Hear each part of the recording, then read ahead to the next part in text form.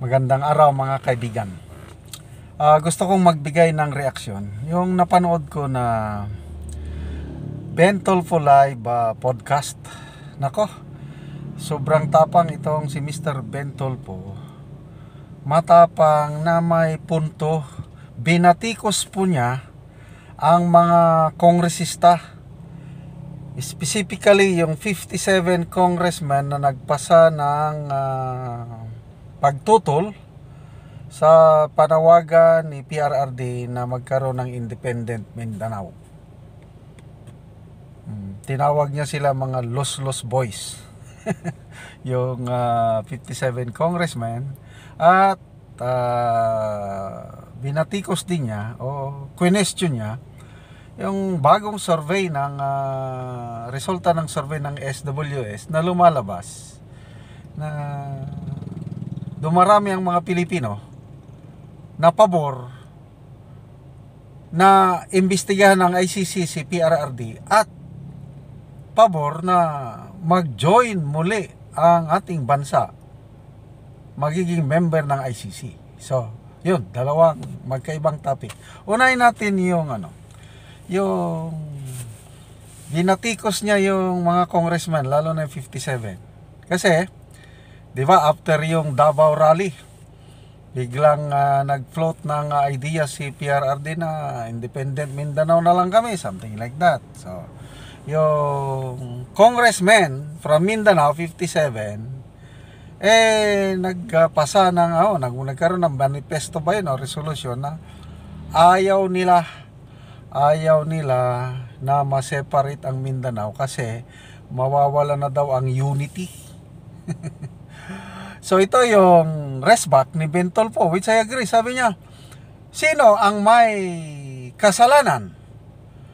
Bakit nanawagan si PRRD na gano'n na Independent Mindanao na lang? Ano bang dahilan? Bakit nagalit si PRRD? O ang sagot, dahil sa PI. Kayo, again, mga luslos kayo ang nagsimula. Nagsimula kayo ng PI na may panluloko na baguhin niyo ang konstitusyon para ma-extend ang mga termino ng mga nanunungkulan. Tapos nag-react lang yung tao si PRRD dahil ayaw nga ni PRRD sa PI na term extension. Tapos ganon, parang nagpapakita na mahal nilang Pilipinas, mawawalang unity, kunuhay. Sabi na, may unity pa ba? Sabi ni Ben Tulfo, which is I agree, wala nang unity. So, I believe yung Independent Mindanao na yan, hindi totohanan ni PRRD. Ano yun? Out of frustration lang niya itong ginagawa sa Kamara na yung PI na paglapastangan sa konstitusyon. So, you saw what you reap. Ang mga kongresista nagsimula ng isang bagay na hindi katanggap-tanggap, yung People's Initiative. Kaya pag hindi sila tumigil niyan, talagang maghalo ang balat sa hindi ko na, balat sa tinalupan. Magugulo talagang bansa pag ituloy nilang PI. Kaya lang sabi nga ni PRRD, stop the PI and happy days, we are all over, be back again. PI lang talaga itong nanggugulo sa ating bansa. Itong sobrang pamumulitiko nitong mga kongresista. So, believe talaga ako dito kay Ben Tulfo, ang tapang niya. May kapatid niyang kongresista, di ba? May kapatid din siyang senador. Okay, punta tayo sa isang issue. Yung survey.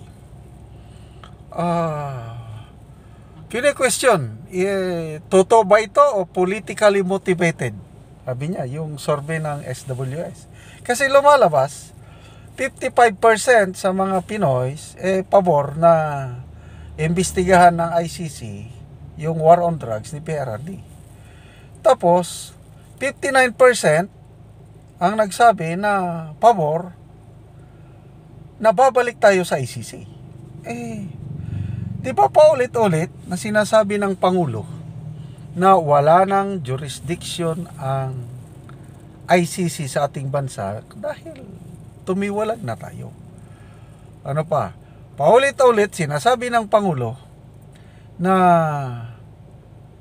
hindi niya papayagan na papasok ang ICC na mag-imbestiga at ang gobyernong ito ay hindi makipag-cooperate sa ICC. So, nagsasalita ang Pangulo tapos merong lumalabas na mga survey na parang kinukondisyon ang mga tao na pwede pumasok ang ICC. Parang ganun ang ano. So, ako, hindi ako maniwala. Kasi, yan, question din ni Ben Tulfo sa kanyang live podcast, yung sitwasyon sa droga. Ano ngayon ang kalagayan sa droga? Lumalala na ba? O kung kayo ang sasagot nun, kumusta ang sitwasyon sa droga sa inyong kalagayan, ay sa inyong mga lugar? To me, marami na akong mga napupuntang lugar, ang feedback sa akin, lumalala. Bumabalik na yun dati. Walang, sayang yung ganansya. Yung war on drugs ni PRRD. Kasi bumuti po ang kalagayan ng ating bansa pagdating sa problema sa droga panahon ni PRRD. Ngayon, wala na. Bumabalik na So, ngayon bumabalik na ang problema ng droga. Hindi ako maniwala na ang sambayan ng Pilipino gusto nilang imbestigahan ang presidente na napakataas ang kanyang rating throughout his term. Siya lang ang presidente na nakagawa ng ganyan, no? Pag alis niya, 80% plus pa rin ang kanyang trust and satisfaction rating.